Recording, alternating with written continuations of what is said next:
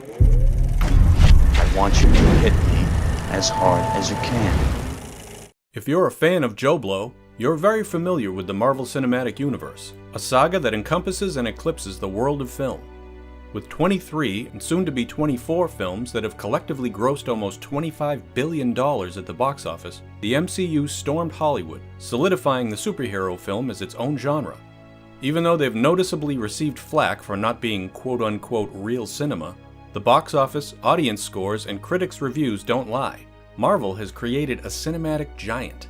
Amongst that giant, perhaps a little difficult to see, is Ant-Man, one of the more popular characters in the history of Marvel Comics.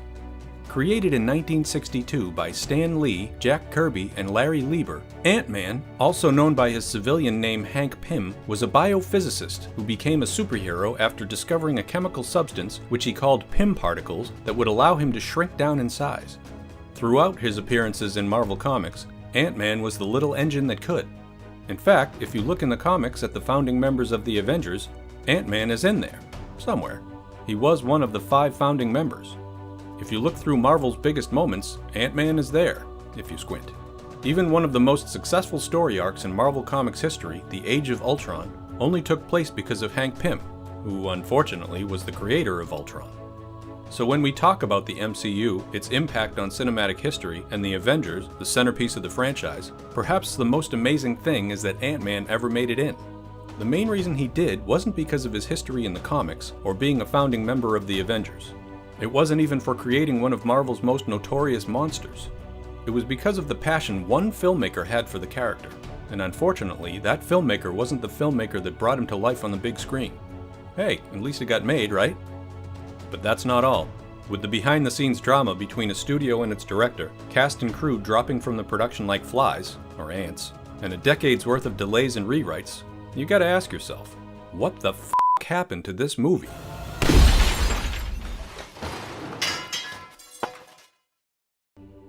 To take a legitimate look at what happened, we have to go way back. We have to go back to a time before the universe. Too far. Ugh, God no. Farther back. Yep, right around here. In the late 1980s, Stan Lee had pursued ways to expand Marvel Comics into other forms of media. After all, the comic book audience at the time would only go so far. How could he introduce his properties to audiences that had never heard of them? In this regard, he actually had surprising success with The Incredible Hulk, which started as a TV show in the late 1970s through early 80s, then went on to see mild success with a few made-for-TV movies, all starring Bill Bixby and Lou Ferrigno. Along with this and a few other projects, Lee had become obsessed with seeing Ant-Man make it to the big screen. He loved the character beyond all reason, while others in Hollywood and the comic world alike couldn't seem to care less. Boaz Yakin, who partnered with Stan Lee to write 1989's The Punisher, starring Dolph Lundgren, was once quoted saying, "He wanted an Ant-Man script in the worst way. I had been arguing against Ant-Man because, let's face it, he can shrink down, go through a keyhole, and look at secret papers in a desk drawer, and that's it." Marvel's parent company at the time, no, not Disney, briefly put Ant-Man into development but quickly gave up on the project. It wouldn't be brought up or spoken of again until the year 2000. That year, Artisan Entertainment forged a partnership with Marvel to bring many of its franchises to the big screen, with promises of making a TV series for Thor, Son of Odin, and films for the likes of Captain America, Black Panther, Deadpool, Iron Fist, and Morbius, along with a few other barely mentioned characters, like Longshot, Power Pack, and Mort the Dead Teenager? Hidden somewhere within those properties was Ant-Man. Within a year, Edgar Wright entered the picture. Edgar Wright was best known at the time for his hit British TV series Spaced, starring Simon Pegg and Nick Frost. Once he was finished with production on the series, he began taking meetings with Artisan in the hopes that he would develop an adaptation for Marvel. As a result of those meetings, he and writer Joe Cornish started developing a treatment for Ant-Man. It starred a version of the character named Scott Lang instead of Hank Pym, and its focus was meant to be drastically different from other superhero films of the time. While the genre seemed to offer quite a bit in the way of big-budget action and adventure, Wright and Cornish imagined their film to be more of a crime drama, but with Wright's signature sense of humor sprinkled throughout. Artisan ultimately passed on the treatment that the two had worked up, saying they were looking for a more family-friendly property than what was put to paper. Ant-Man was once again dead before it had a chance to grow. In 2004, Edgar Wright actually met Kevin Feige. Now, it has to be mentioned, this was pre-Disney Feige, so the MCU wasn't in existence yet. But Feige still had his hands on just about everything Marvel-related in Hollywood. From X-Men to Spider-Man to Daredevil, Hulk, The Punisher, and even Blade Trinity, Kevin Feige was the man any filmmaker would have wanted to meet at the time if they had hoped to make a Marvel film. So when Feige asked Wright if he'd be interested in developing such a film, imagine his surprise to hear that Wright had already done just that. As it turned out, Feige and Marvel studio head Avi Arad had never even heard about Wright's Ant-Man treatment, but once they saw it, they were thrilled. They asked Wright and Cornish to begin writing a script. At around the same time, Marvel received a loan from Merrill Lynch for $525 million to begin producing major movie adaptations of 10 of their characters. Among those characters was Edgar Wright's adaptation of Ant-Man. Then came Comic-Con 2006. In one of the smaller halls in San Diego's Convention Center, not even the famous Hall H, Marvel Studios hosted their first Comic-Con panel, where they discussed the future of Marvel films. On stage along with Feige was Jon Favreau discussing the development of Iron Man, Louis Leterrier talking about The Incredible Hulk, and Edgar Wright talking about Ant-Man. These were the 3 films that were chosen to be represented on stage in front of the world when Marvel dropped a game-changing bomb, a shared cinematic universe. At the time, it was unimaginable. It was at this Comic-Con that Wright laid out in interviews what direction the film was taking.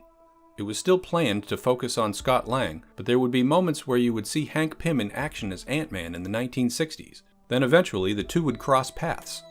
The following year, after Hot Fuzz was released, Wright and Cornish turned in their first draft of the script, focusing on Lang, Pym, Pym's daughter Hope Van Dyne, and a villain who would use an upgraded version of the Ant-Man suit called the Nano Warrior. Then things got quiet. For a few years, actually. The only news reported was that revisions were being done to the script, never a good sign for a film that was announced at Comic-Con. Rumors began spreading that the film was in trouble. Edgar Wright, to his credit, dismissed the rumors, saying the film was simply in a holding pattern. Since Ant-Man wasn't seen as one of the tentpole properties in the Marvel Universe, there was no need to rush it into production. Just when it seemed like interest in the film was dwindling, Stan Lee himself came to the rescue and tweeted out, "I had lunch with the cool young director Edgar Wright, and as you'd imagine, we had fun discussing the tiny hero. Ant-Man is just one of the many wild treats Marvel has planned for you." For fans, a tweet of this magnitude was like Marvel itself having a mouth and speaking. The Ant-Man movie was coming, for sure. Cut to July of 2010 at San Diego Comic-Con. 4 years after Edgar Wright first spoke about the film on stage, alongside discussions of Iron Man and The Incredible Hulk, both of which had come out in 2008, Marvel unveiled the cast of The Avengers, the centerpiece to all Marvel films. Feige's vision that was discussed in 2006 had come to fruition, and while audiences were ecstatic to see the big screen arrival of their favorite superhero team, Ant-Man was not involved. He wasn't even mentioned. Wright, at the time, chalked it up to the chronology of the stories. What Ant-Man was doing simply wouldn't fit into Marvel's timeline, or at least at that point. The following year, Wright and Cornish turned in a second draft of the script to Marvel. A few months after that, they turned in a third. After a rumor that Ant-Man would be referenced in Thor, which he wasn't, Edgar Wright was once again interviewed about the film at Comic-Con 2011, now 5 years after the film was announced. In the interview, Wright once again told outlets that the film was moving along. Wright had a different vision for Ant-Man than what Marvel was doing. While characters were popping up in each other's films, eventually leading to a culminating on-screen moment when they team up, Wright wanted to create a film that existed on its own, that was only loosely connected to the rest of the universe. He wanted to create an in for people who weren't familiar with the other films, or with the decades of comic book stories as a whole. Then, finally, at the following year's Comic-Con, which was 2012, 6 years after the film's announcement if you're keeping track, the first test footage was screened to an audience in Hall H. Audiences absolutely loved it. Excitement for the project was back, and months later, Marvel announced a release date for Ant-Man in November of 2015. Unfortunately, even with the news of production moving forward, there were looming concerns over the project. Remember when Wright claimed that the film would only be loosely connected to the other Marvel films? Well, Marvel didn't exactly feel the same way. Now at that point, what year are we on now? 2013? Marvel was solidified as a Hollywood juggernaut. No pun intended. A major element of their success was the universe being as connected as it was. The feeling seemed to be that a property like Ant-Man may not have held up on its own without being connected to the greater universe. Feige once again ordered another rewrite of the script. Imagine the surprise of fans months later when the sequel to the highly successful Avengers was announced. And so was its villain, Ultron. Wait, what? What did we say earlier? How the hell could Age of Ultron focus on Ultron, a robot created by Hank Pym, if Hank Pym hadn't even been introduced in the MCU yet? Fans naturally just walked out of Hall H assuming that maybe this would be the way audiences would finally get to meet Ant-Man. But then a few minutes later in a different area of Comic-Con. Great. So at this point, Marvel appeared to value Hank Pym's creations more than they did Hank Pym. But hey, at least production was moving forward, right? In the 2 months after the Age of Ultron announcement, Edgar and Cornish completed 3 more drafts of the Ant-Man script, addressing many of the studio notes they'd received from Marvel. Edgar was pushing hard to start production on the film, so it came as a surprise to many that it was Edgar himself who had the production delayed once again. In late 2013, Eric Fellner, a producer on Wright's movies Shaun of the Dead and Hot Fuzz, was diagnosed with cancer. Upon hearing the diagnosis, Wright approached Marvel about putting Ant-Man on hold. You see, Shaun of the Dead and Hot Fuzz were part of what Wright had been calling the Cornetto trilogy, and Shaun, the first chapter in that trilogy, would not have been made or even possible if it weren't for the work and support of Fellner. Wright felt that he could never forgive himself if he didn't finish the trilogy while Fellner was still available to work and before, God forbid, his condition could get worse. Kevin Feige agreed to put Ant-Man on hold temporarily, and Wright went on to make The World's End, closing out his successful trilogy. Finally, casting began for Ant-Man. After Joseph Gordon-Levitt turned down the role, Paul Rudd, aka the man who has never aged a day since Clueless, accepted the role of Scott Lang. Michael Douglas signed on to play the elder Hank Pym, with Evangeline Lilly cast as his daughter Hope, and the release date was moved up to July 2015. For a brief moment in time, everything appeared to be back on track. But as the start date for production neared, Wright and Feige began to have disagreements. Feige demanded more rewrites to the script, which Wright despised but eventually agreed to do. The newest draft of the script actually included a post-credits stinger at the end of Avengers Age of Ultron. It was ultimately never used, and the script had a new villain named Yellow Jacket. Now, if you're a fan of the comics, that choice of villain may be a little confusing because Yellow Jacket is an alias used by Hank Pym himself, but apparently this was a different Yellow Jacket, and a different person altogether. A more evil person. One that was the result of almost a dozen script revisions. Not long after the additional script changes, sets were finally being built and more cast was announced in Michael Pena, Patrick Wilson, and Matt Gerald. Then, with mere weeks to go before filming, Edgar Wright was called in for a meeting with Marvel. The studio had decided to do a draft of the script without Wright or Cornish's involvement or supervision. This would be a cue for many filmmakers to step aside, and Marvel knew that when the decision was made. After all, this was Wright's baby. He was the writer, he was the director. He developed this film from the ground up and took an interest and fascination in a character that only Stan Lee himself seemed to love more. But Wright, to his credit, having been invested in this project since his original treatment was presented to Artisan 13 years earlier, decided to stick around. Unfortunately, he would have no say in who would be hired for rewrites, nor would he be permitted to oversee their work.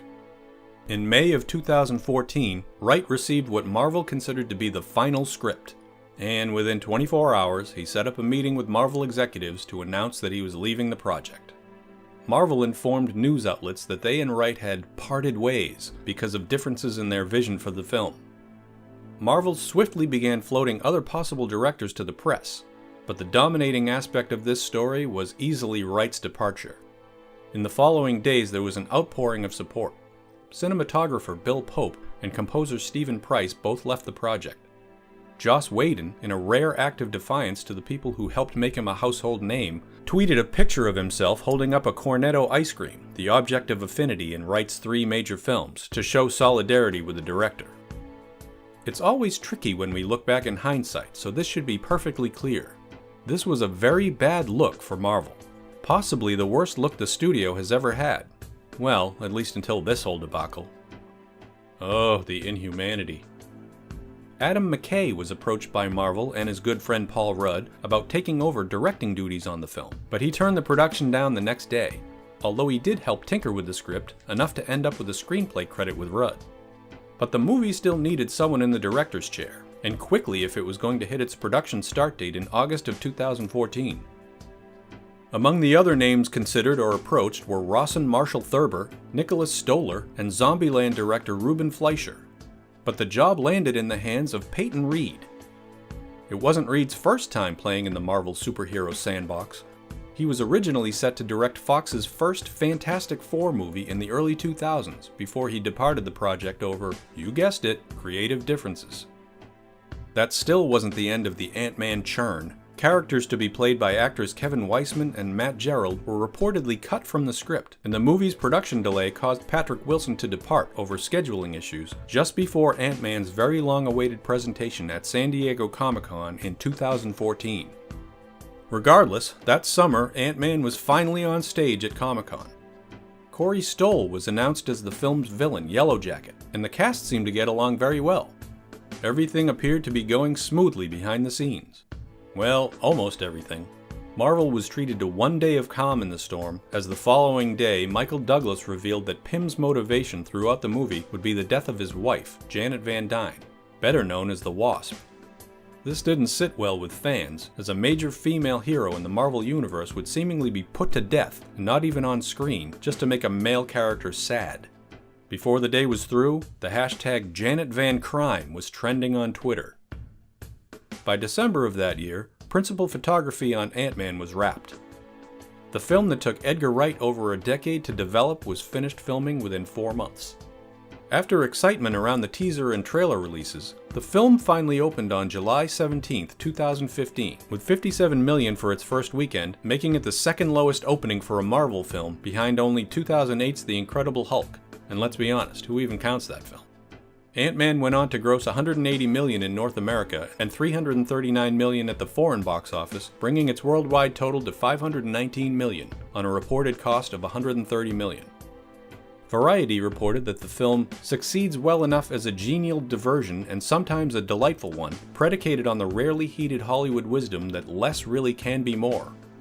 The New York Times claimed this film is a passable piece of drone work from the ever-expanding Marvel-Disney colony. However, some critics actually saw it as something refreshing in the midst of so many Marvel films that followed the same formula. RogerEbert.com said the film feels handmade, not Marvel factory approved. It reminded me of Zemeckis, when Zemeckis was fun. The New Yorker described the film as a bracing, giddy delight, a neoclassical comedy more closely related to Alfred Hitchcock's To Catch a Thief and to hectically skimpy B-movies than to the other members of the Marvel family. Despite the turmoil behind the scenes, the finished film still appeared to have Edgar Wright's fingerprints all over it. In January 2015, after the first teaser was released during an episode of Marvel's Peggy Carter TV series, Paul Rudd was quoted as saying that he credited Edgar Wright and Joe Cornish, and while he and Peyton Reed added a little to the script in the way of jokes and characters, that the idea, the trajectory, the goal, and the blueprint of it all was really Edgar and Joe. And to his credit, uncharacteristic for most studio heads, even Kevin Feige expressed regret over the situation. While he felt Wright wasn't as used to collaborating with a studio the way other filmmakers might have been, Feige claimed the biggest disappointment for me is just the relationship. I like Edgar very, very much, and we were very close for many, many years. At one point, Feige even admitted that the only reason Ant-Man was made was because of Edgar Wright. For those wondering what Wright thought of the final product, you'll seemingly wonder forever. Edgar Wright never saw the finished film and claimed that he never would. He never even watched the trailer. He made his reasoning quite clear in an interview with Uproxx, saying, "It would kind of be like asking me, do you want to watch your ex-girlfriend have sex? Like, no, I'm good." While Wright stated that he would never be talked into bad-mouthing a film, he'd also never be talked into seeing it. When it all comes down to it, what was the major issue with Ant-Man? Ultimately, what made it such a troubled production wasn't all the years in development, and it wasn't the rewrites, though that was a product of the major problem. It was the MCU itself. The ever-growing and changing face of the Marvel Cinematic Universe was near impossible to adapt to. Each time script revisions were made, the universe grew in new and exciting ways, forcing a film that was meant to be loosely connected to adapt time and time again. So yes, the film got made. Even though it wasn't a massive box office success by Marvel standards, it made decent money, and it brought Scott Lang into the universe for future appearances. In the end, everything seemed to work out, but as film fans, we can't help but envision what might have been. Thank you for clicking on our video, everybody. If you like what you saw here, make sure you like the video and subscribe and share with your friends who like this sort of content. We're an independent company, and we appreciate all of your support.